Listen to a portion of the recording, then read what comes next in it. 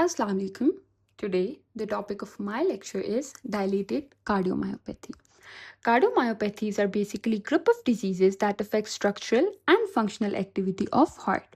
One of the cardiomyopathies is dilated cardiomyopathy, which is the most common cardiomyopathy. It is also known as congestive cardiomyopathy. What is congestive or dilated cardiomyopathy? It's a disease of heart muscle in which one or both ventricles become enlarged and weakened, reducing heart's ability to pump blood effectively, thus leading to systolic dysfunction. Now, coming to the etiology, etiology can be idiopathic, genetic, that can be autosomal dominant or single gene mutation, infections such as Chagas disease, Lyme disease, infiltrative disease such as sarcoidosis, alcohol, infections such as myocarditis, coronary artery disease, toxins such as doxorubicin, hypertension, pregnancy, which is a reversible cause and mostly we call it as peripartum cardiomyopathy, and lastly, nutritional deficiencies such as of thiamine. Now, coming to the symptoms, the first symptom being shortness of breath, fatigue and weakness, swellings of legs and ankles, palpitations, chest discomfort, dizziness, or fainting. The signs are enlarged heart, which is known as cardiomegaly, increased JVP, jugular venous pressure, S3 heart sound or gallop, JVD, which is jugular venous distension, lung crackles, peripheral edema, and symptoms of heart failure that include pulmonary congestion, pulmonary edema, dyspnea, orthopnea, ascites, etc. Now, the complications. Complications include arrhythmias, thromboembolism that can be stroke or any systemic embolism, heart failure, sudden cardiac death, and functional mitral regurgitation. Now let's discuss the pathophysiology. There's initial myocardial injury due to any cause such as genetic, idiopathic, toxins, infections, etc. that I've already discussed in the etiology, which lead to myocyte damage and loss. Cardiac muscle cells they become injured or die and remaining myocytes undergo hypertrophy to compensate. Then it leads to reduced myocardial contractility. The weakened myocardium, it cannot contract effectively, so the stroke volume decreases. This leads to reduced ejection fraction, that is systolic dysfunction. The less blood is pumped out during systole, so more blood remains in ventricle after contraction, which is known as increased end systolic volume. This leads to ventricular dilation. Increased residual blood stretches the ventricular walls, and this persistent stretching eventually causes the excessive chamber enlargement and worsening of the cardiac functions. Now we'll discuss the compensatory mechanisms that occur in response to the pathology.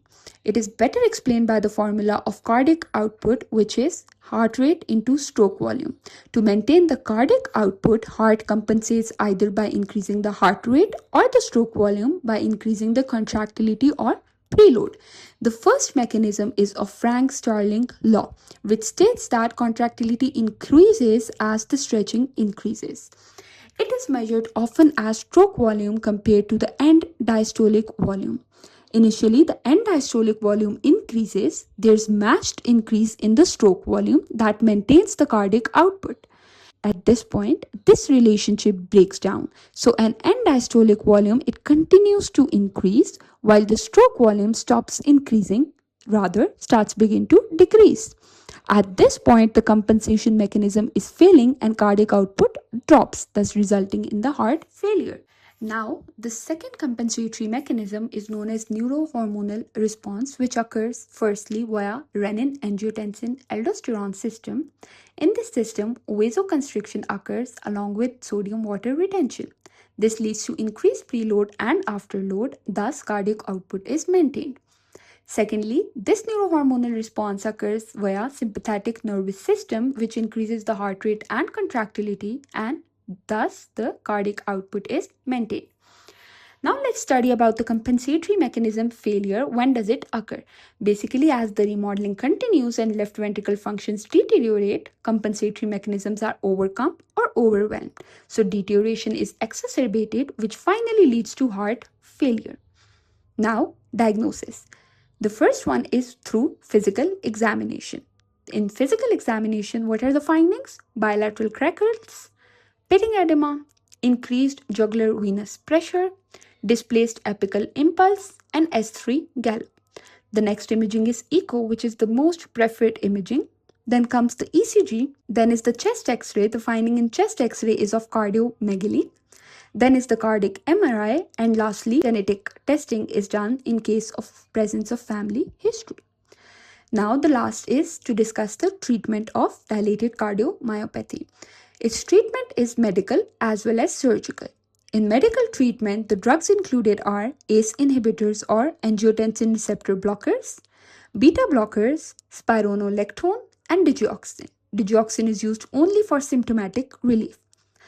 In surgical treatment, we have